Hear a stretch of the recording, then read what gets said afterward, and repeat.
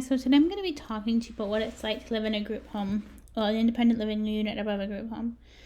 So basically you have your own room, your own bathroom, you have a shared living space, a shared kitchen, and then you have your own bathroom and stuff like that. So basically the idea is that you can, if you want them to feed you, it costs extra, which is fine. I didn't choose to have that option because I wanted to cook my own meals. Then they give out your medication, and in the independent living unit, you're supposed to be able to take care of your own meds. I never got to that point because I was too much of a risk for hurting myself. So that didn't happen. But the manager and I did not get along.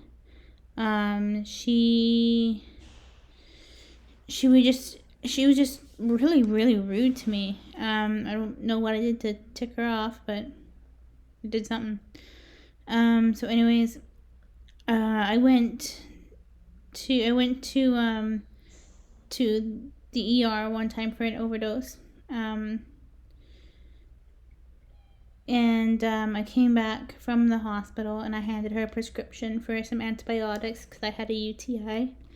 And she says to me, she's like, why are you taking antibiotics if you just want to kill yourself anyways? What the heck? You do not say that to somebody who's mentally ill. Sorry. I was devastated. I was just like, what in the world? I can't believe you just said that to me. I felt like taking the prescription back and ripping it up. Of course, I thought about that after. You think of things you should have said in arguments after it happened. Yeah, that was pretty much it. So, I guess so, and I walked away. I just didn't know what to say, didn't know what to think. But, but living there was, in the end, absolute hell. Now, I ended up in the hospital for another attempt, and that's when we decided that I needed to go to tertiary care, which is a higher level of care, which is where I'm at right now. So we decided that I told them that I was going to move out. I paid my rent until September 19th. So now I paid my rent I paid until the end of September. Sorry, I paid till the end of September. And then on September 19th, I went to go and get my stuff, get the rest of it, because we were doing it in loads. They had taken all of my stuff and put it in the living room. And I still had paid till the end of the month.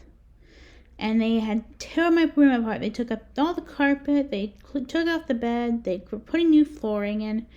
And I'm like, why couldn't you just wait until I got out? I was paid for the month. That's not fair. And so, yeah. And then when I was out in the community before I went into that group home, I wasn't paying for any medications. I think I paid 12 cents for a medication. Once or twice. And now all of a sudden they expect me to pay like $80 a month for my prescriptions, which makes no sense. I live in Canada, by the way, so our healthcare is essentially free. It's not, but you know what I mean. So I'm on disability, so my medications are pretty much covered. And so yeah, I don't know why I ended up paying so much. And then she finds me a final bill of $800 or was it $500? It was something like between $500 and $800 worth of prescriptions. And I'm like, and she doesn't give it to me monthly. She gave it to me in one big clump. And I'm like, how the heck am I supposed to pay that? I'm on disability. For my disability, because I'm living in an assisted living facility right now, or I'm living in a group home-like setting right now, I only get $222 a month to myself. That's to pay my phone bill, that's to buy toiletries, that's to buy any extra food that I want. I do get fed here, so that's not a huge problem, but any snacks that you want or whatever, you have to pay extra for. And, yeah, it's kind of ridiculous. But I mean, I don't know how she could expect me to pay that much I never did pay it. I just left it. I'm like, screw that. Like, I'm not going to pay it. So they're left without, I guess. But yeah, so I just wanted to shine some light on what it's like to live in a group home. There were people downstairs too. I think there's maybe like 15 or 16 people downstairs. And yeah, it didn't. Yeah, their needs are more complex, I guess. But yeah, so they live there too, and you got to mingle with them once in a while, and they'd offer to take you on day trips, but with the way that the manager treated me, I never wanted to go because I just felt like the odd one out. I felt like she was so nice to everybody else, but not to me. Like, I would come down at 9 o'clock in the morning for my meds, and she would always be arriving when I would go down there.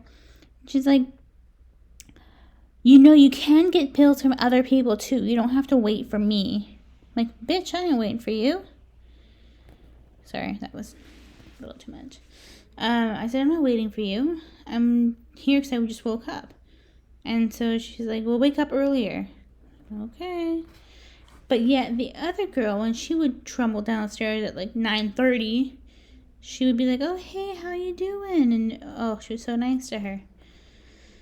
So it made me not want to go anywhere, didn't want to make me do anything with them. So I just, yeah, didn't do anything. I didn't really care, to be honest. I'm not really much of a social butterfly, so that's okay.